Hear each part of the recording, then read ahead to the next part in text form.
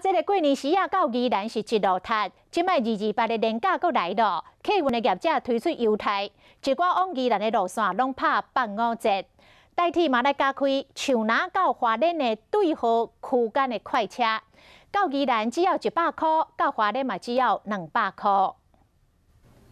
228的年假就要开始啊，就惊讲甲过年时啊同款，到宜兰阁要一路塌啊。交通部甲客运业者以及代替祭出优惠的措施，希望民众会当坐这大众交通运输工具。真侪间的各道客运业者嘛有推出的转票85折的优惠，而且阁有新店甲宜山直接到苏澳的路线，无经过罗东市区，会当省20分钟的车程。另外代替嘛加开树林到花莲，这对号区间快车总共8班，台北到宜兰只要100块，到花莲只要200。很好啊，促进观光，然后100块其实大家都可以付吧。还是没有吸引力，因为开车会机动性会比较高一点。下次就早点出发，晚点回去这样。